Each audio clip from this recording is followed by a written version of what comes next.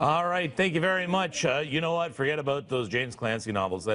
Forget about House of Cards. Big day in Washington. Former FBI Director James Comey set to testify before the Senate Intelligence Committee just a little less than 3 hours from now.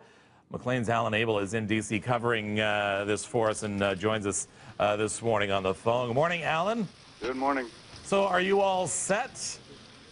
I'm all set. A cup of coffee. Oh, I don't drink coffee. You will after today, sir. Inside the Beltway, very exciting. The rest of the country, doubt they care. You know what? I don't know. I got to disagree with you on that one. I think just the very fact that this is going to be main event television comes 10 o'clock. Tell me why you don't think that outside the Beltway that you're feeling a little bit of apathy.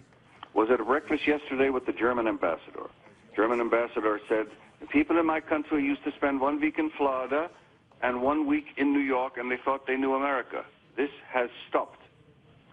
The people who supported Trump, there's a Faith and Freedom Coalition going on in Washington today, one of the big charismatic or evangelical Christian political conferences, and Trump will be speaking there at noon.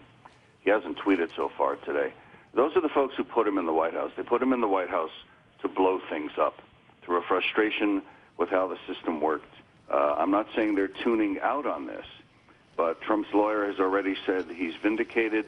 Trump has already thrown what he calls his satellite associates under the bus, saying if the FBI is investigating them, fine, I'd like to know what happened. Does this affect anyone's medical insurance bills? Does it affect anyone's job doing highway construction? Does it affect anyone who works in steel or coal? You mentioned House of Cards. I've never seen House of Cards, but it is political theater, and political theater, I think, is separate from the daily lives of people who get up and go to work. And people are hoping for some sort of conclusion today, and there's not going to be a conclusion. Even reading every word of his statement from yesterday, at this point, we have legal scholars on both sides saying, yes, there is obstruction here, and no, there was not obstruction here. So we're not going to get a conclusion from today. No, you'll get a conclusion at the next election to whether Trump's elected for a second term, unless he dies or quits in the meantime or is impeached. Unlikely he'll be impeached by a Republican Congress. Hard to see what the Democrats would have to gain, because it takes 2/3 to impeach him. But no, when you say people are hoping, if you're talking about people who are lobbyists, lawyers, D.C. insiders, or political junkies, if people are hoping for a conclusion, no, there's not going to be a conclusion. There's going to be testimony. There's even the things that Comey has already said he's going to talk about today to the so-called Intelligence Committee, which could be an oxymoron. Okay. He doesn't say, Trump said, pull down this Russia investigation. Trump didn't say, this ends now.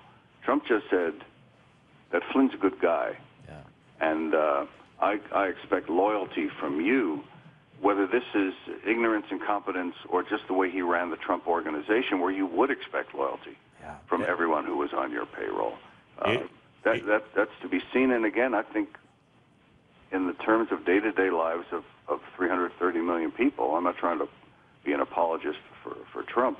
I'm not sure it's that valid. This is compelling Beltway drama, and everyone will see the shot of Comey with his hand in the air, like they did of Oliver North, and like they did at the Watergate hearings that I'm old enough to remember. But, Me too. Me too. All right. Thank you so much for speaking with us, Alan Abel. We'll see tomorrow what happens. Alan Abel talking to us from Washington. So, Mel, I think that's it speaks volumes for what Alan says. I mean, with Trump supporters, they're not going to change their minds. People who hate Trump, they're not going to change their minds either.